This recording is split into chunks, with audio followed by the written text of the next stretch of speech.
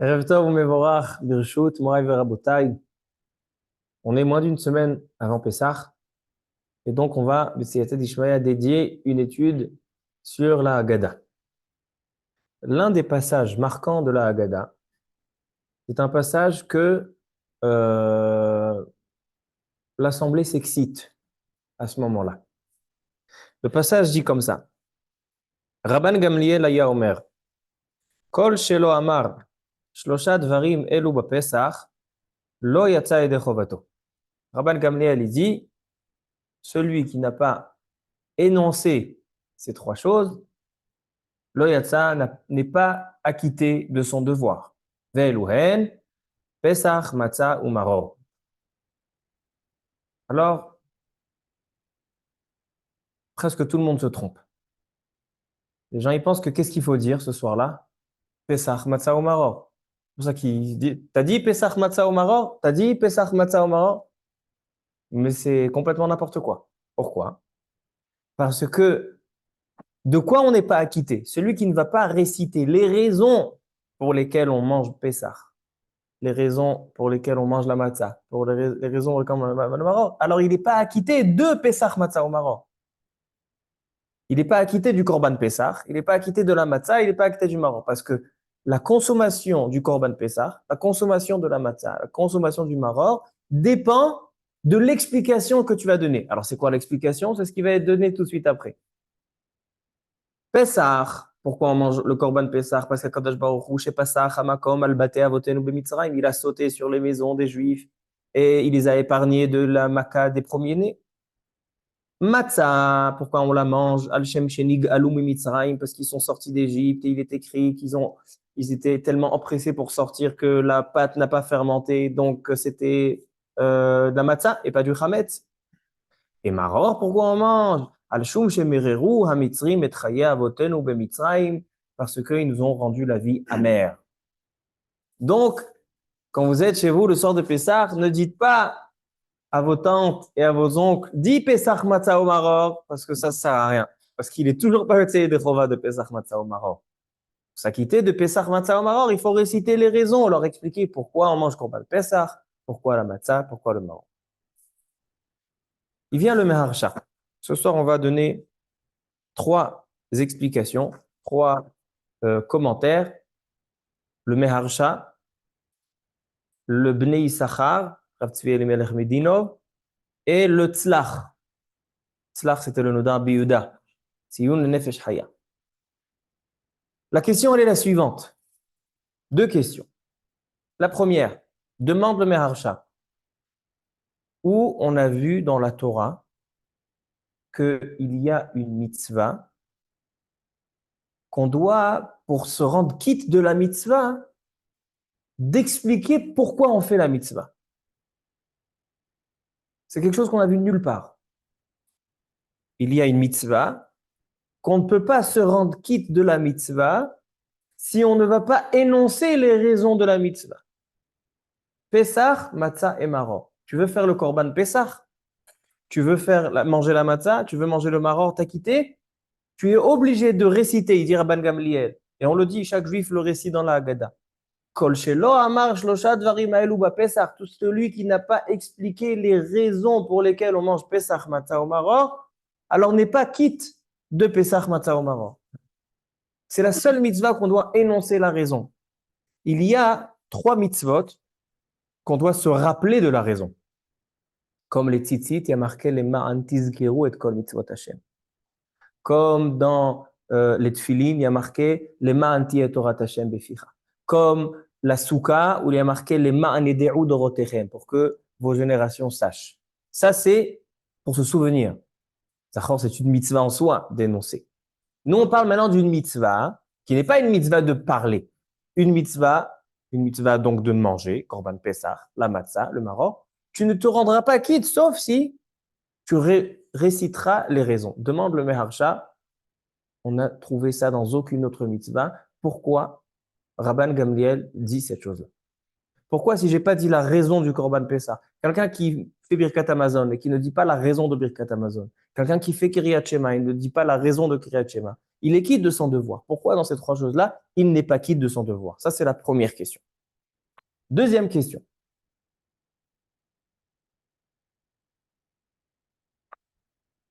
Pessah, Matzah et Maror. L'ordre chronologique n'est pas juste. On était d'abord esclaves dans l'amertume en Égypte. Donc, d'abord, on aurait dû manger le Maror. Après, on a eu le Korban Pessah. Et après, il y a eu la Matzah. Parce ils ont fait le Korban Pessah le 14 et le soir du 14, ils sont sortis. Donc, on aurait dû dire Maror, Pessah ou Matzah. Pas Pessah, Matzah ou Maror. Et dans le même esprit, encore une question. Du Pessah, Matzah ou Maror. La matzah, pourquoi on la mange? Alors on dit, on mange la matzah parce qu'ils sont sortis rapidement et donc la pâte n'a pas fermenté. C'est pour ça qu'on mange la matzah. Alors pourquoi on la mange à la première partie de la nuit? Quand ils sont sortis d'Égypte, à la moitié de la nuit, à Chatzot. À Chatzot, c'est le moment où ils sont sortis. Alors on aurait dû manger la matzah à partir de Chatzot. Et non seulement ça, c'est que le Korban Pessah lui-même devait se manger avec la matzah, comme on a lu dans la Parashat HaChodesh, que le 14 Nissan, avant de sortir d'Égypte, Hachem il leur a donné la mitzvah de prendre le mouton, de le faire la shrita, et de le manger avec des matzot et du maror. Maintenant, ces matzot-là, pourquoi on les a mangés? Parce qu'ils ne sont pas encore sortis. Tu ne peux pas me dire oui, parce qu'ils vont sortir vite. Et donc, la pâte n'a pas fermenté. Ça ne s'est pas encore passé. Donc, pourquoi le Korban Pessah de l'Égypte qu'ils ont fait, qu'ils ont mangé en Égypte, le premier Korban Pessah, pourquoi ils l'ont mangé avec des matzot? Voici les questions sur ce passage. On va commencer par le Meharsha. Il dit le Meharsha, dans ma Sechet Psachim, page 116, Kouf Tetzaï. Kol mi shelo amar shalosh dvarim elu bapesach lo yatsa yede chovato, pesach matzah umaror, pesach al shuma. Demande le Meharsha, lo matzinu beshar mitzvot shetzarich sheyomar bahem al shuma. On n'a pas trouvé dans toutes les mitzvot qu'il faut dire pourquoi tu les fais. Desagi bebracha la mitzvah. Dans toutes les mitzvot, on fait la bracha. Et ça suffit. Aval tam ha'inyan. Alors, quelle est la raison? Meforash beresh perekama des zvachim. Il dit, il y a une Gemara dans le Talmud traité zvachim, où là-bas il est écrit que tous les sacrifices au Beth Amikdash, kol hazevachim, tous les sacrifices au Beth Amikdash qui ont été faits sans l'intention pour laquelle on doit le faire, kol hazvachim shenizbechu shelo lishman, donc il n'y a pas eu la pensée, donc la concentration nécessaire lorsque le Kohen a sacrifié le sacrifice est cachère. Tant qu'il n'y a pas de marshava poselet, tant qu'il n'y a pas quelque chose, une pensée qui va à l'encontre, mais s'il n'a pas eu de pensée, il n'a pas pensé à rien, cachère.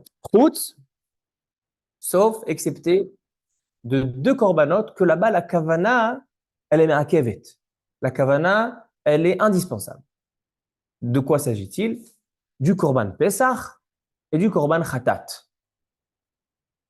Khatat, quand quelqu'un il a fait une avera, il a transgressé Shabbat Meshogeg, ramène un korban Khatat. Et le korban Pesach. Ce sont les deux korbanotes seuls dans lesquels la kavana, d'avoir la kavana, de le faire pour l'intention de la chose, c'est me'akev. C'est-à-dire que c'est indispensable. Pourquoi? Ve'ta'am ha'inyan, explique le Meharsha. Delefi pgamam verichukam min hakdusha ba'etfe kiruv la kdusha.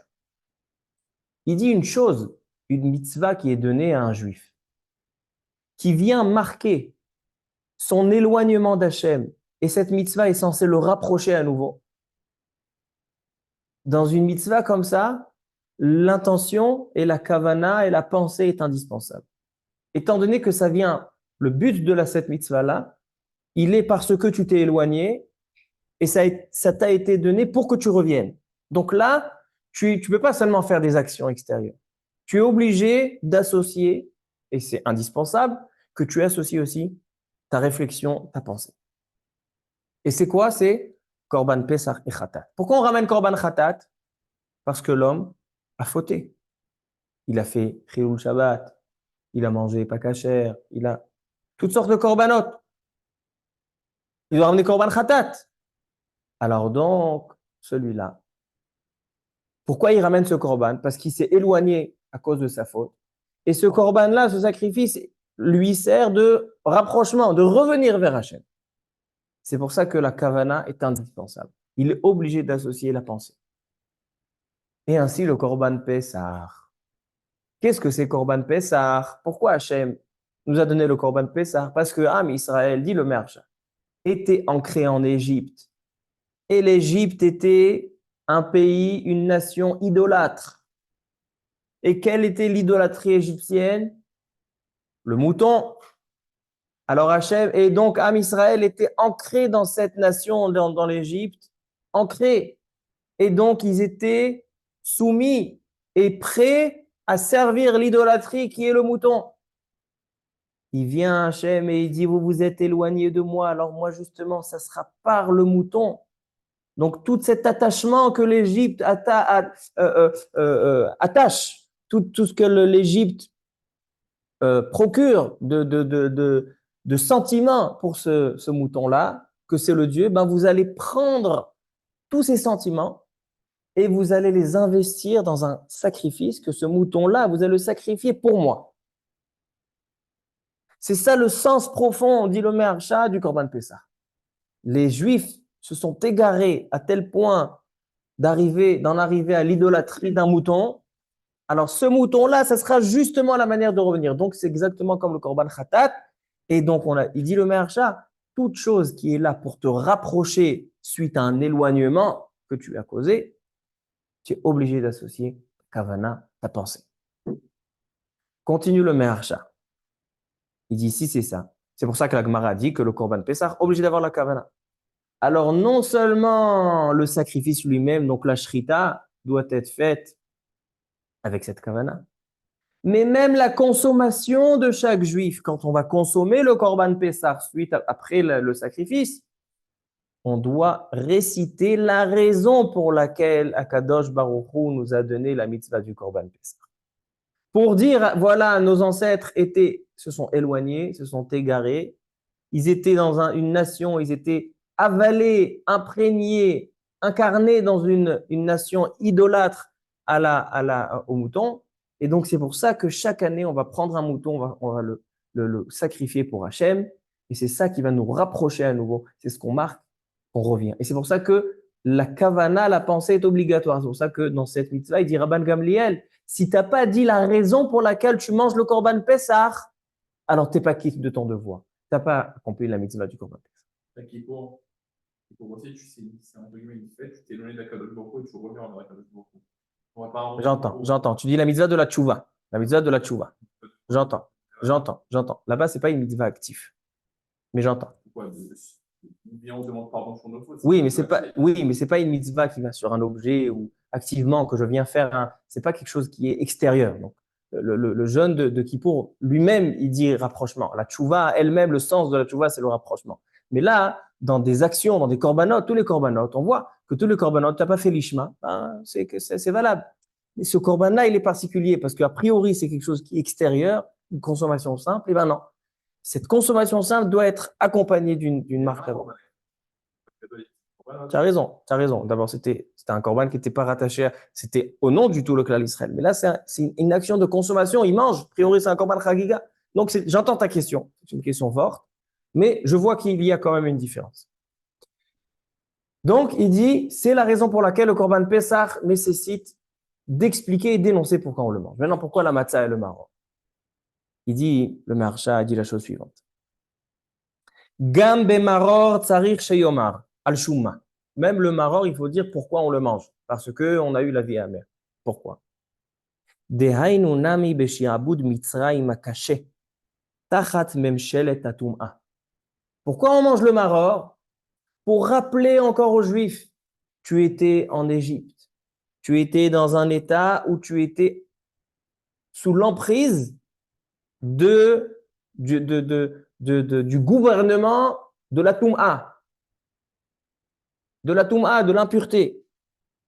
Et c'est pour ça, chaque chose qui est donnée, une mitzvah active, qui est donnée pour marquer ton éloignement puis ton rapprochement, tu es obligé de l'énoncer. C'est pour ça qu'on dit, dirtiv, Vezacharta ki eved haïta.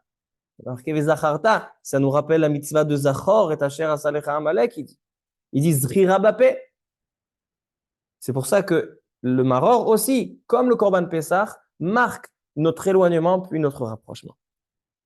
Et maintenant, qu'en est-il avec la matzah? Vechen le'inyan achilat matzah. כתוב, 7 ימים תאכל עליו מצות, למען תזכור את יום צאתך ממצרים. דהיינו שתזכור שהקדוש ברוך הוא ריחק אותך, שהוא כוח שאור שבעיסה. Pourquoi on mange la matzah? Ça n'a pas fermenté. Et alors?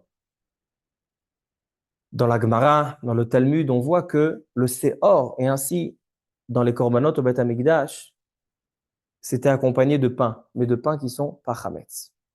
Pourquoi? Parce que le chametz, ce qui donne l'ampleur, ce qui donne la transformation dans le pain, symbolise le Yetzer Hara. Le chametz symbolise le Yetzer Hara. C'est pour ça que dans les korbanot, quand on vient faire un korban, on met du pain qui n'est pas chametz, qui chol seor vechol devash lo taktiru. On n'a pas le droit de mettre du seor, du chametz. Pourquoi? Parce que c'est ce qui symbolise le Yetzer Hara. Alors donc il dit, pourquoi on mange la matzah à Pessah? Parce que justement, on est sorti d'Égypte, on s'est empressé de changer, on est sorti, on a laissé là-bas le Yetzer Hara. On n'a pas laissé le temps de fermenter, on n'a pas laissé le temps du Yetzer Hara d'agir. C'est-à-dire qu'on était sous l'emprise du Yetzer Hara, mais cette sortie était, on s'évade, on se sauve du Yetzer Hara. Donc cette mitzvah aussi est donnée pour donner cette distinction que tu étais éloigné d'Hachem, et maintenant tu te rapproches d'Hachem.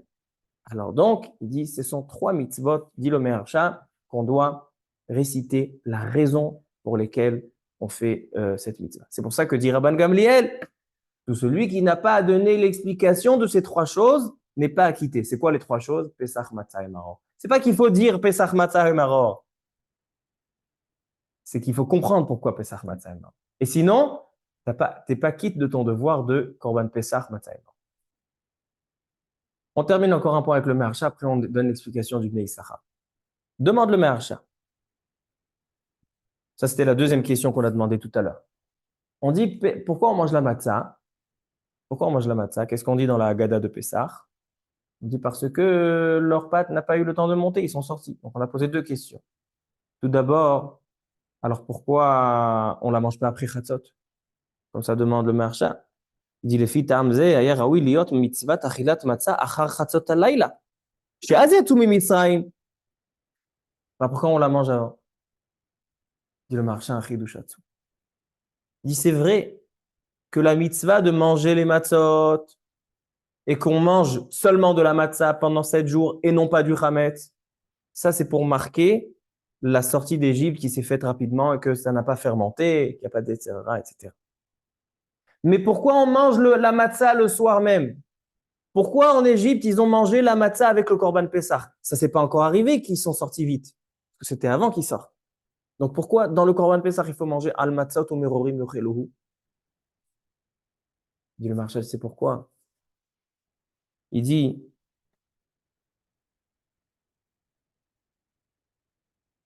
parce que, comme on a dit tout à l'heure, il dit la matzah symbolise la déconnexion, le déchirement qui se fait, se détacher du Yetzer Hara.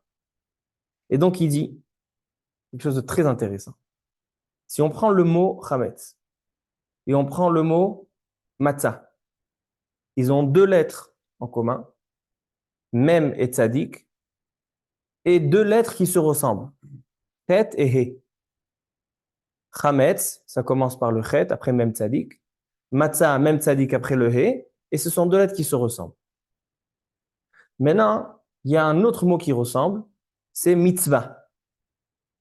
Une mitzvah, il y a le mem et le tzadik, et à la fin, il y a vav he. Explique le Meharsha. Vous connaissez la Gemara qui dit qu'une mitzvah est appelée mitzvah, sur le nom de qui est appelée une mitzvah. Si maintenant moi j'ai commencé une mitzvah, mais je ne l'ai pas finie, Binyamin il vient, il finit la mitzvah. La mitzvah est attribuée à celui qui a fini la mitzvah. En ha mitzvah nikret ela al shem gomra. Celui qui a fini la mitzvah. On l'apprend de Moshe Rabbeinu avec les ossements de Yosef, etc. Maintenant, Il dit, qu'est-ce que ça veut dire En ha-mitzvah nikret el al-shem gomra? Écoutez un beau remez qui dit le Maharsha. Il dit, si tu prends les deux lettres, même tzadik, donc les mêmes tzadik, c'est et dans mitzvah, et dans chametz, et dans matzah. Même tzadik, si tu le fais en atbash. Vous savez ce que c'est atbash? Dans l'alphabet, on a l'alphabet, il commence par aleph, il se termine par tav. Après, on a la lettre bet, et l'avant-dernière lettre, c'est shin. At, bash, aleph, tav, bet, shin. Tout l'alphabet, on peut le faire comme ça. C'est-à-dire, tu prends du début et de la fin. Quelle place c'est? La première place, c'est-à-dire aleph, il peut se remplacer par taf et vice-versa. Maintenant, si tu prends même et tzadik, qu'est-ce que ça fait en atbash? Le tzadik, il est 5 avant la fin. Donc, Et 5 avant, après le début, c'est he. Le même, il est 10 avant la fin. Donc, c'est yud. C'est-à-dire que même tzadik, en atbash, c'est yudke. C'est le nom d'Hachem. C'est-à-dire que dans une mitzvah, sache qu'il y a le nom d'Hachem qui est caché. Même tzaddik, c'est yudke. Maintenant, celui qui va finir la mitzvah, al-shem gomra, qu'est-ce qu'il va ajouter à ce yudke? Même tzaddik, il va terminer quoi? Vav he. C'est-à-dire que quelqu'un qui fait une mitzvah, il a fait en fait, il a complété le nom d'Hachem. Il y a même tzaddik, c'est le nom yudke qui est caché. Et après, il a ajouté le vav he. C'est pour ça que en mitzvah nikret el al-shem gomra, celui qui l'a fini. Maintenant qu'on a compris ça, il dit le Maharsha, c'est quoi chametz, c'est quoi matzah? Il dit chametz et matzah, les deux contiennent même tzaddik, le nom d'Hachem, yudke be'atbash. Yudke, yudehe. Maintenant, la différence entre le tzaddik et le rachat, celui qui a le yetzeratov, qui a laissé le yetzeratov le dominer, et tandis le rachat qui a laissé son yetzerara le dominer, alors donc ils vont utiliser chacun une lettre. L'un, il va utiliser une lettre de Kedusha, et l'un, il va utiliser une lettre qui est du côté de la Toum'a. Baruch haba. La lettre He, c'est une lettre de Kedusha. La lettre Het, ça fait partie des 5 lettres qui sont sous l'emprise du small, sous l'emprise du côté gauche. C'est quoi? C'est Bagad Chat. Bet, Gimel, Dalet, Het, Tet. Het, Tet, ce sont des lettres qui sont du côté gauche. Maintenant, il dit, celui qui va prendre le nom d'Hachem, il va prendre le potentiel d'Hachem qui est caché dans même tzaddik et il va mettre quelque chose de son Yetzerara. Donc, il va mettre la lettre Het dans même tzaddik. Donc, il va avoir Hametz. Mais celui qui va se séparer de son Yetzerara, il va réussir à se faire dominer par son Yetzeratov. Alors, il va introduire la lettre He qui symbolise la Kedusha. Alors, il va prendre le même tzaddik, il va rajouter la He, donc c'est Matzah. C'est ça la différence entre Hametz et Matzah. Maintenant, pourquoi la lettre Chet et He, que ce sont des lettres qui se ressemblent? Il dit parce que la Gemara dit que Chet domel et Arsadra. Quand on prend la lettre Chet, Chet c'est comme ça, n'est-ce pas? Et le He c'est la même chose, sauf qu'il y a une petite ouverture en haut. Il dit en fait le Chet, c'est quelque chose qui est seulement, il a une ouverture vers le bas. C'est-à-dire qu'un homme qui choisit le mauvais chemin, qui choisit le Yetzerara, alors donc il faut qu'il sache qu'il peut pas, il est en train de se mettre des séparations entre lui et Hachem. C'est-à-dire que lui, il est sur terre. Et donc, qu'est-ce qui le recouvre? Comme une maison. Chet. Le chet, donc la faute, elle le contourne de tous les côtés qui vont vers le haut. Et donc, il ne peut pas bouger. Tandis celui qui va choisir le he, alors c'est vrai que ça ressemble au chet. Mais dans le he, c'est un chet avec une petite ouverture vers le haut. Et donc, cette petite ouverture vers le haut, elle lui permet d'avoir une connexion avec Hachem. C'est ça la différence entre celui qui choisit le Yetzeratov. C'est ça la différence entre Chametz et Matzah. Les deux contiennent le même tzaddik, c'est le Yudke qui est caché. Et c'est pour ça qu'une mitzvah, c'est le Yudke Vavke, celui qui a terminé et a ajouté Vavhe à la mitzvah, au même tzaddik. Alors donc, il a fait Yudke Vavke. Alors ainsi, c'est la Chametz ou Matzah. Alors et donc, il dit, c'est pour ça qu'on dit Matzah al-Shuma. Pourquoi on mange la Matzah? Parce qu'ils sont partis vite. Mais la Matzah de ce soir-là, pourquoi dans le Korban Pessah, ils mangeaient avec la Matzah? Pour montrer que lorsqu'ils ont pris le Korban Pessah, ils ont laissé le Yetzerara qui lui dit fais de l'idolâtrie. Ben, ils ont pris ce Korban Pessah et ils ont dit voilà, cette idolâtrie, on laisse le Yetzerara, on prend cette idolâtrie, on va le faire Yetzeratov vers Hachem. Alors donc c'est pour ça que tu ne manges pas du Chametz, tu manges le Matzah. Parce que maintenant tu as introduit le Yetzeratov dans le nom d'Hachem. celui qui remplace le chet par le he, ou le chet il reste, et il y a un he qui vient de la scène. Très belle question, je ne sais pas. Peut-être ça dépend des Ashkenazim et des Sfaradim. C'est vrai que quel côté il a mis une Bechitza? Et ça reste à vie ou on peut la changer? Une mechitza, une séparation, il n'y a pas besoin de toute la démolir. On voit bien, entre Gaza et Israël, il y a une frontière, un grand mur. Et ils n'ont pas eu besoin de tout démolir pour rentrer. Il suffit d'ouvrir un petit peu. Alors peut-être si c'est comme ça pour Hachem. Puis trouver les pétards. Et Roudosh el Macha, tu ouvres un petit peu, alors après Hachem, il t'élargit. Ça, c'est le Meharsha. Donc, voici une première interprétation du Meharsha sur ces trois choses. Que l'explication de ces trois choses sont indispensables. Pesach, Matzah ou Maror, et on doit expliquer Pesach pourquoi, Matzah pourquoi, Maror pourquoi. Le Bnei Issachar, il donne une deuxième explication, et ça, je pense que tu te rappelles, ça fait 2 ans, on a rapporté ce Bnei Issachar, et ton fils l'a dit au la Seder. Il dit le Bnei Issachar la chose suivante. Il dit pourquoi, il pose lui aussi la question du Meharsha. Depuis quand on a vu 3 mitzvot, une mitzvah dans la Torah, que si tu dis pas pourquoi tu l'as fait, alors tu t'es pas quitte de la mitzvah. Là aussi, Pesach, Matzah ou Maror, t'es pas quitte de Pesach, Matzah ou Maror si t'as pas expliqué. Il dit le Bnei Issachar, qu'il y a une Gemara. Donc le Bnei Issachar, il nous rentre dans du Lomdes. Qu'est-ce que c'est Lomdes? Lomdes, c'est l'Omdot. C'est quand on approfondit dans l'étude. Il dit, il y a une Gzera Shava, plutôt un Ekesh. Il y a dans la Torah les lois du mariage et les lois du divorce ont été rapportées l'un après l'autre, l'un à côté de l'autre. Il y a marqué Veyat'a, elle sort, donc c'est le divorce. Et il y a marqué Vehaïta, et elle sera. C'est le mariage, donc où elle est là. Alors Veyat'a, Vehaïta, c'est ensemble, le divorce et le mariage. Et de là, la Gemara et les Chachamim apprennent les halachot de l'un vers l'autre. Si on voit que dans le mariage, il faut faire comme ça et comme ça, ainsi dans le divorce et vice-versa. Maintenant, comment on se marie avec une femme, Aïcha Niknet, comment on se marie? Avec 3 possibilités. Ou bien Kesef, de l'argent, bag, arrête m'écouter chetli, ou bien shtar, j'écris un contrat comme quoi elle est m'écoute ou bien bia, des relations. Maintenant, la Gemara, elle dit ve'at ve'aita, a priori. Toutes les manières qu'on se marie seront les manières avec lesquelles on va divorcer. Donc, a priori, dont on apprend qu'un get est valable, dont on apprend qu'une femme se marie avec elle peut se marier avec un shtar, on apprend du get.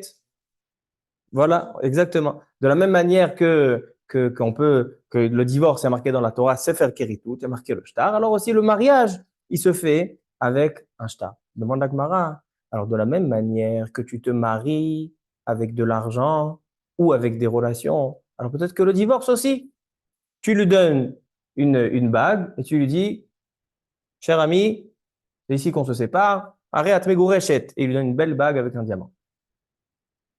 Ou bien avec des relations. Pourquoi ça ne marche pas?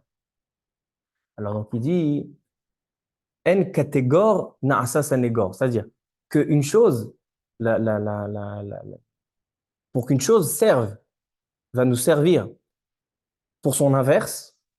C'est quoi en catégor na'asa sanégor? Celui qui vient, l'accusateur, ne peut pas être le protecteur, celui qui va te défendre. Pourquoi? Parce que l'un ne peut pas faire l'inverse. Alors donc, tu peux pas dire, voilà, ils se sont mariés avec de l'argent, avec des relations, et tu vas faire l'inverse, le divorce. Alors demande à Gemara, alors le shtar, pourquoi oui? Pourquoi je peux me marier avec le shtar comme je peux me divorcer avec le shtar? Il dit non, étant donné que dans le shtar, on explique le sens de ce shtar, de ce contrat, alors là, on dit que ça, c'est le divorce. Et là, on dit que là, c'est le mariage. Donc, en fait, c'est pas la catégorie, c'est pas la même chose. C'est-à-dire que quand on explique la chose, voilà, écoutez bien ce qu'a dit la Gemara, quand on explique la chose, alors là, une chose peut devenir son inverse.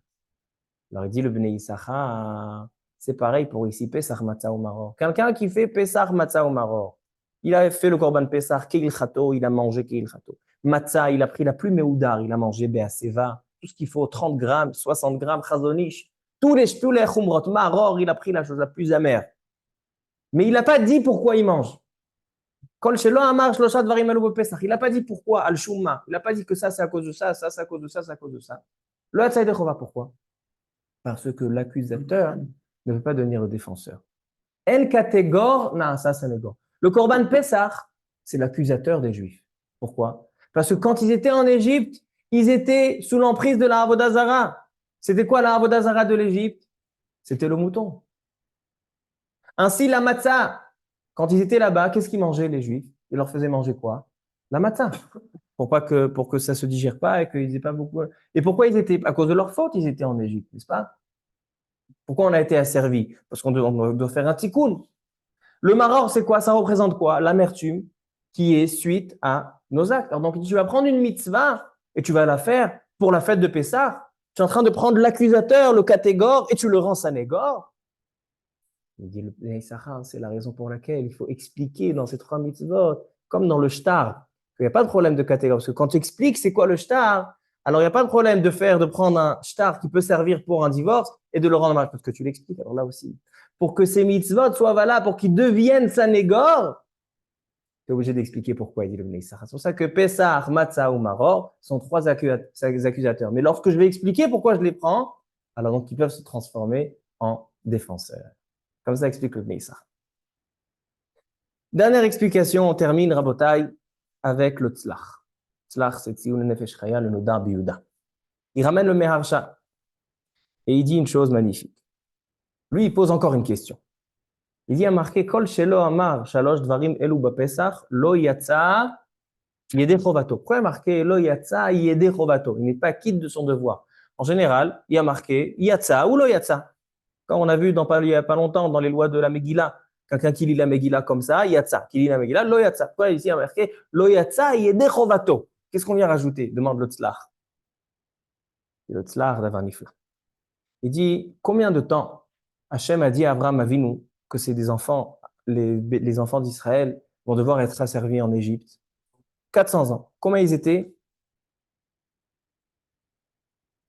Redou Shanim. C'est quoi Redou? 210. 210. Combien il manque pour arriver à 400? 190. C'est pour ça qu'il y a marqué à Kadosh Baruch Hu, Chishev et Taketz. C'est quoi Chishev et Taketz? C'est qu'il aura enlevé 190 ans. Maintenant, il dit le tzlach alors. Ok. Alors il dit le tzlach d'avoir ma'anien meod. Il dit il y a une marloquette dans les midrashim. Pourquoi ils sont sortis avant l'heure? Est-ce qu'ils sont sortis avant l'heure parce que la souffrance raccourcit le délai? Quand on souffre beaucoup, on raccourcit le délai, comme il a dit, comme on a dit au nom du Baal Shem Tov, que le Baal Shem Tov, il a dit qu'il n'y aura pas de Gog ou Magog. Malgré que dans les prophètes, il y a marqué qu'il va y avoir Gog ou Magog, il n'y aura pas de Gog ou Magog. Pourquoi? Parce qu'Am Israël, il a trop souffert dans la galoute, que donc ça nous épargne de. Donc c'est comme ça. Ici, ils ont souffert trop en Égypte, donc ça leur a raccourci le délai. Ça, c'est une vision des choses. Certains midrashim disent comme ça. Mais d'autres midrashim disent que non. Ils sont sortis avant l'heure parce que les autres exils, donc les 4 exils à venir, Bavel, Madaï, Yavan, Edom, c'est en fait le complément des 190 années qui sont sorties avant l'heure. Dit le Tzlach, moi je suis posek comme la première opinion. Pourquoi? Il dit parce qu'il dit le Tzlach, j'ai une question. Pourquoi on fait Pessah, Matzah ou Maror? Normalement, selon l'ordre chronologique, on aurait dû commencer par l'amertume, Maror. Après, il y a eu le Korban Pessah. Après, il y a eu la Matzah. Pourquoi on fait pas Pessah, Matzah ou Maror? Alors, il dit le Tzlach, il dit Adraba. Hamaror ou Ageoula Amitit. La vraie délivrance, c'est le Maror. Pourquoi? Parce que grâce au Maror, qu'il y a une amertume accentuée, et bien, ils ont donné trop d'amertume, c'est la raison pour laquelle on est sorti avant l'heure.